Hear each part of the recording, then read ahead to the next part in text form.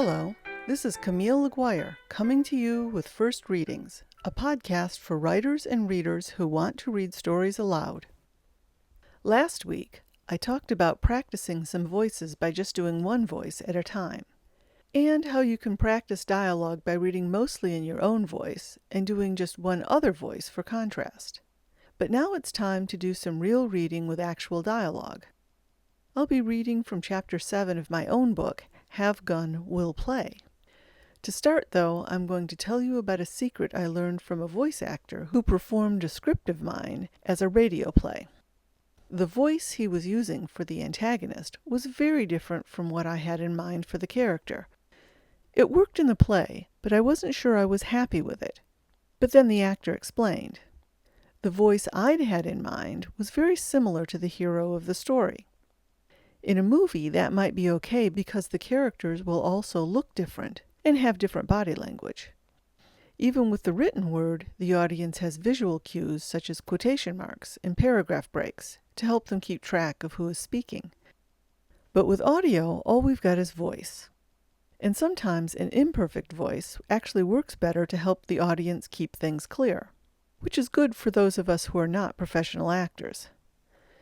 So here are two priorities to keep in mind. A character voice really has only two jobs. One, the voice should at least suggest the character voice, but a suggestion is really all that's necessary. And two, character voices make it clear to the audience whether they are hearing narration or dialogue and who is speaking. With that in mind, I'm going to finally read an excerpt of my own work. Today's excerpt is from Have Gun, Will Play, my Western mystery series. It only has 5 characters and not a lot of dialogue, so it's a good place to start. Still, the characters do present some issues. I've got 2 men and 3 women in the scene. There's Mick, the narrator. He's an easygoing young gunslinger who has been hired to protect a little girl and her aunt as they travel east. I've decided that for him, I want to keep his voice closer to my own than I imagine in my head. So instead of doing a Western accent or a deeper voice, I'm going to go for capturing the cadence and delivery. Mick is pretty subtle and has a dry sense of humor, so I think timing and emphasis is the most important thing about his voice. Mick's young wife, Casey, is an ornery firebrand. She's going to speak with a more exaggerated accent because she's tough and mean and talks like a man. Luckily, she doesn't say a lot.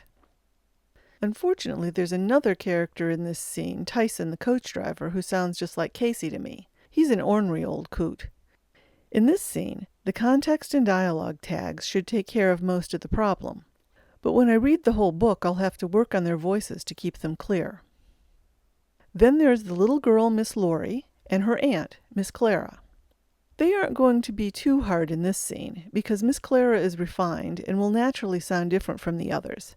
With Miss Laurie, I can just make the voice higher and maybe a little more childish. She's going to be the hardest, I think. So here's the situation at the start of the excerpt. Mick and Casey have been hired to guard Miss Laurie, the daughter of a powerful stagecoach baron. The father is a control freak and has set down a plan for every detail of the trip. But at the first stop for rest and lunch, Mick and Casey notice an odd little wagon that races out of town just as they get there. So here's Chapter 7. The stop was just a swing station for the stagecoaches, where they only changed horses. But since it was also a crossroads and a stopping place for other kinds of travelers, there was a little bit of town associated. The station itself was tiny, but it took up most of the town because of the corrals needed for the horses. The main business apart from that was across the street, a place to eat but not to drink. The drinking place was in a plain dark shed behind one of the stables, not a saloon, just a whiskey shack with a wooden table. I think, technically, the whole place belonged to Adley, although I didn't know if that made it safe. Besides, Montel said he hired us for show, so we might as well put on a show of ourselves. I checked it all out, even the whiskey shack. The fellas at the stage stop just leaned there against the wall, staring at me as I looked them over, eyes narrow.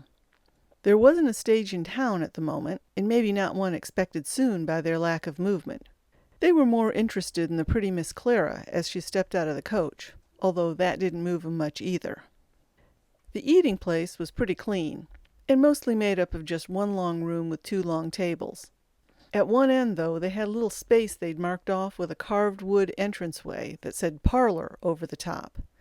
On the other side of that was 2 little tables with sheets over them.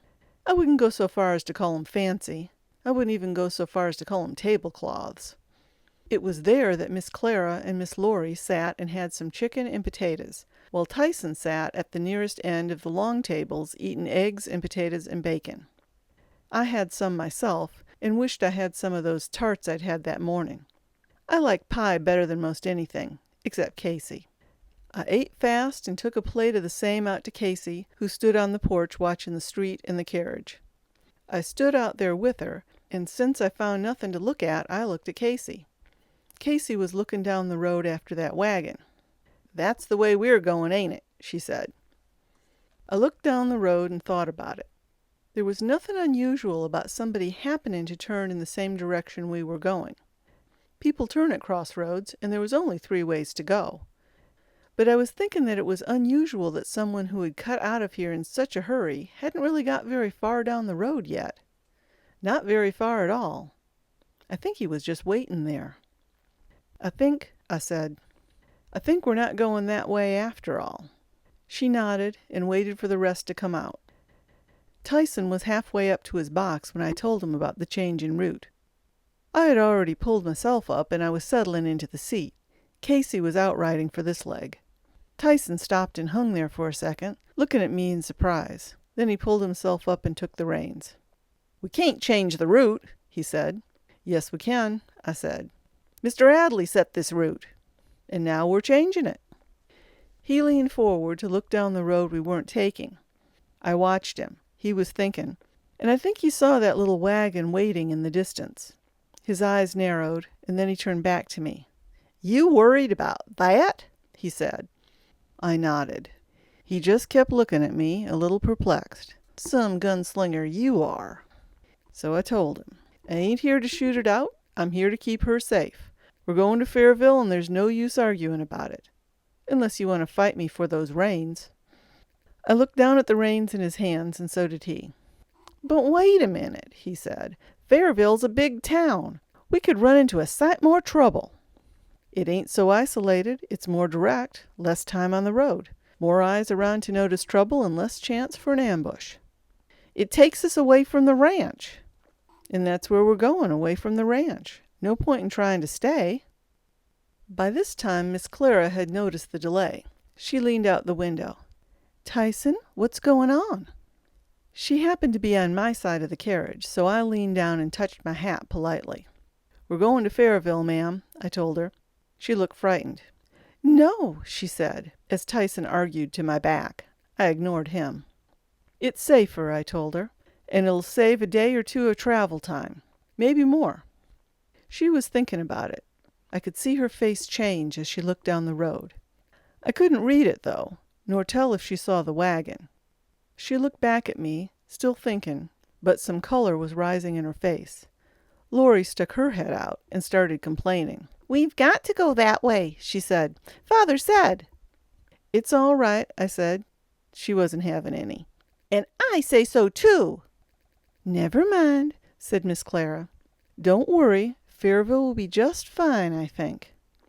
Both Tyson and Laurie started to protest, but Miss Clara stayed firm. "It will be better," she said. I swear her face was glowing. I said, "And you don't have any choice anyways." Casey had taken position by the carriage horses' heads, and she was getting impatient. She let out a whoop and started the horses with a jump. We were all thrown a little bit, and Tyson had to fight to get his control back. But by that time, Casey had us herded onto the road to Fairville. Tyson didn't say a word after that. He just looked worried. Once we got out on the road, I looked back. I didn't see anyone following, for a while. But later I could see a little rise of dust way back, too far back for me to see whether it was a little wagon or just a rider. It didn't matter. The road was well used at this point, and it wouldn't tell me if they were following or not. And that's it for Chapter 7. Next week, I have a short story for you. No tips on reading, just a story for Halloween. It's called Death and the Writer. I also hope that by that time I will have recorded a whole Mick and Casey novelette, which I will give away as a free download for subscribers of my mailing list and for readers of my blog. You can find my blog at daringnovelist.blogspot.com and through the link in the information below this video on YouTube. The book was Have Gun Will Play, a Mick and Casey Mystery by Camille Laguerre, voice, recording, and sound editing by Camille Laguerre. The theme music is Salut d'Amour by Edward Elgar from a collection titled Royalty-Free Music, Greatest Piano. So long, and see you in the funny papers.